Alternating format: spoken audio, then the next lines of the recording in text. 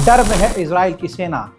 मैंने आपको 15 महीने में हर दिन रिपोर्ट्स में यह बताया कि इजराइल के फौजी, और मैंने इस पर जोर दिया कि इजराइल के फौज, इजराइल के तमाम जो गाज़ा के अंदर कत्ल करने वाले इजरायली फौजी हैं, बड़े ही खुल्लम खुल्ला अपनी हैवानियत की वीडियोस खुद ही सोशल मीडिया पर पोस्ट कर रहे हैं।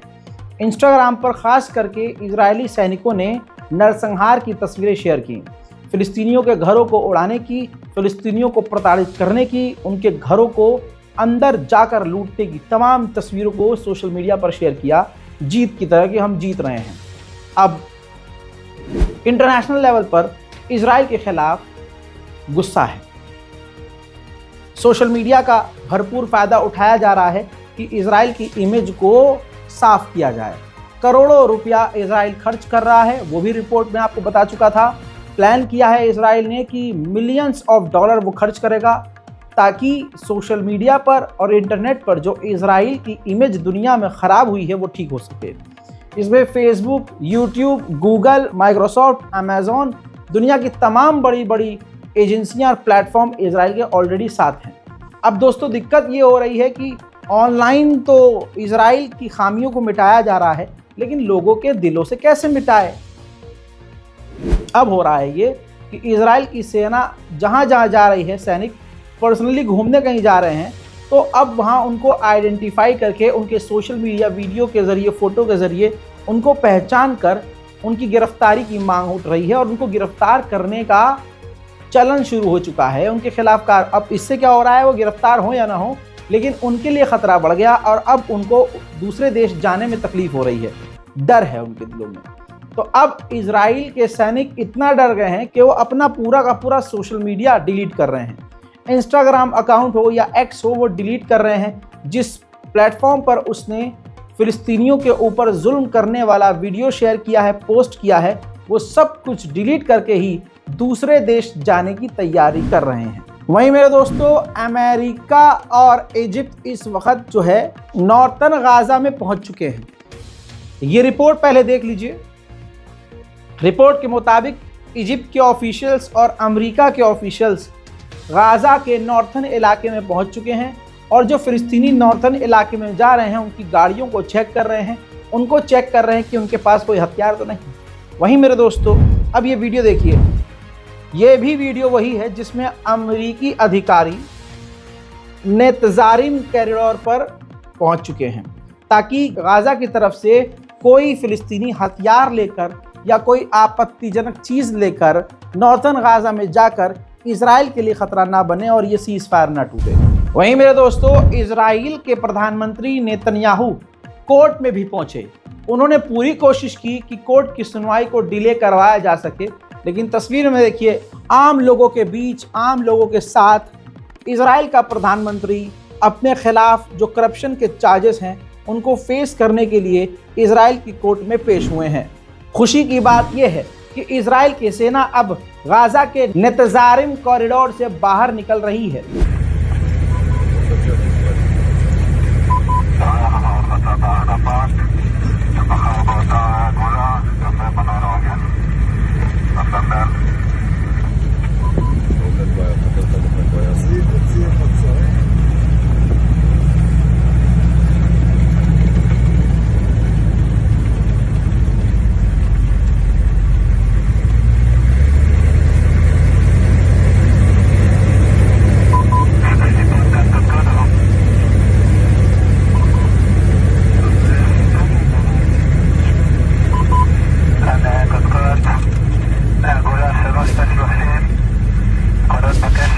वहीं जो कल तक इजराइल ऐलान कर रहा था और कर रहा है कि हम जीत गए, हम जीत गए, असल में अब वही कट्टरवादी दुश्मन इजराइल का नेता बेंजीवीर एक्सेप्ट कर रहा है कि हम हार गए।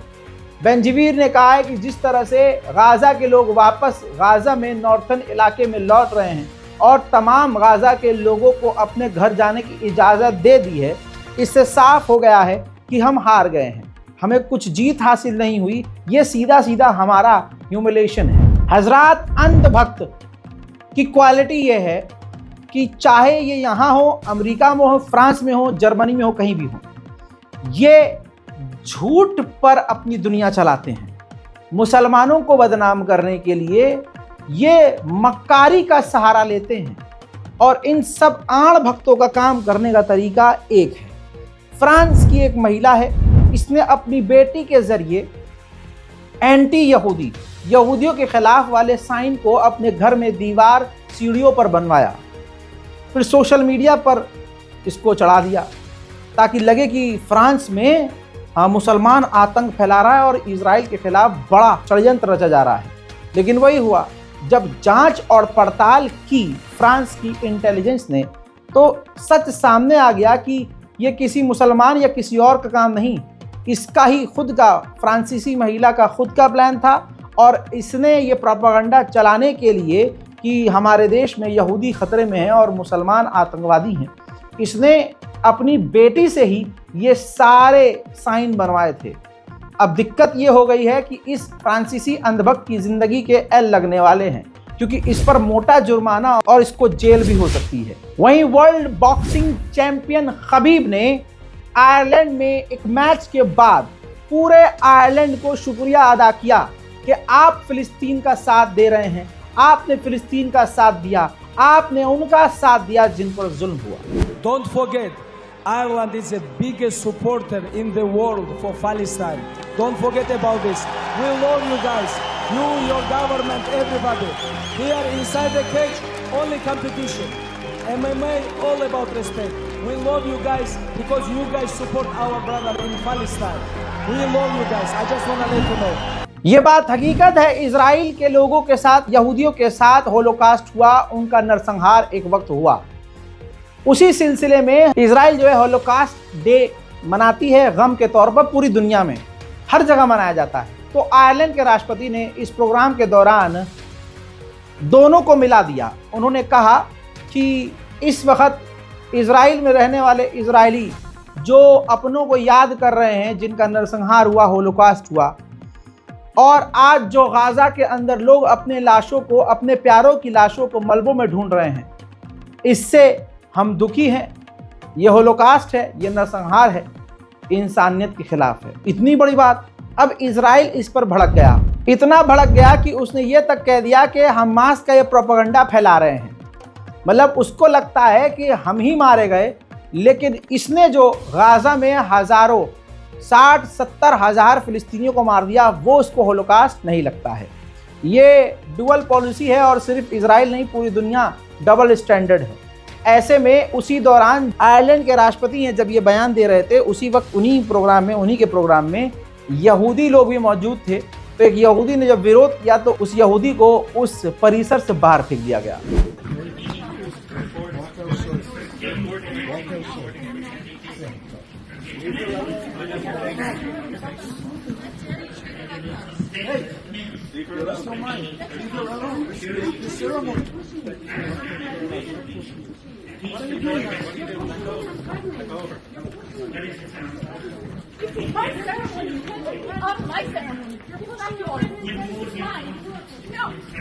I got your face. I got your name.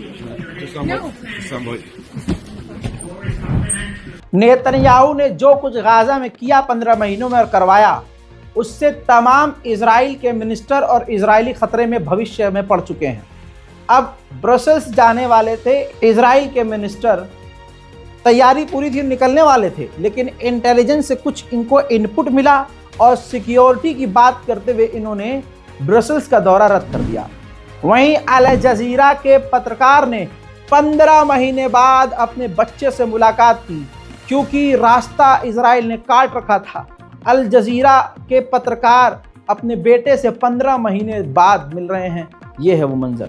Hi Zen या अबू ज़ेन, असरा असरा, अयवा min بين الركام, ولك اسرع من بين الركام. وردي علي. وين يا ابو زين؟ اي والله كبران ابنك.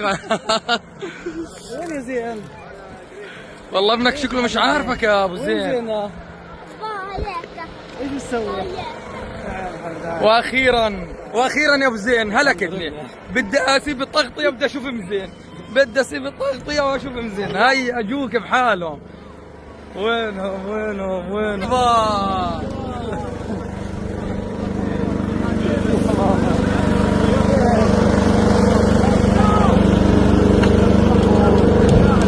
इजराइल ने जो एक्स्ट्रा यहूदियों की मांग की कि फ्राइडे को, जुमे को तुम 3 तो रिहा करोगे, उससे पहले 3 और को रिहा करो, और उम्मीद है कि पहले तो नहीं, हमास बाद में ही करेगा।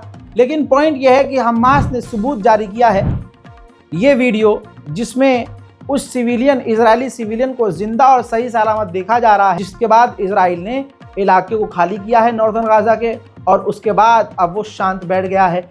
फिलहाल, अभी तक तो फिलहाल, हालांकि मुझे यकीन नहीं है, अभी तक तो इजराइल खामोश है, गाजा पर हमला नहीं कर रहा है। वहीं हमास की डेलीगेशन इजिप्ट पहुंच गई है दूसरे चरण पर बात करने के लिए। उधर जॉर्डन के किंग अब्दुल्ला से अमेरिका के विदेश मंत्री ने फ़ोन पर बात की है। याद रहे, अभी 1 से 2 दिन पहले अमेरिका ने कहा है कि जॉर्डन गाजा को कबूल करे, गाजा के लोगों को एक्सेप्ट करे।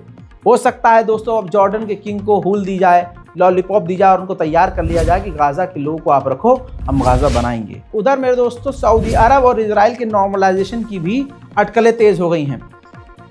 अमेरिका का एनवॉय पहले सऊदी अरब जाने वाला है, फिर सऊदी अरब के दौरे के बाद सऊदी अरब से वो चिट्ठी लेकर इजराइल के दौरे पर जाने वाला है।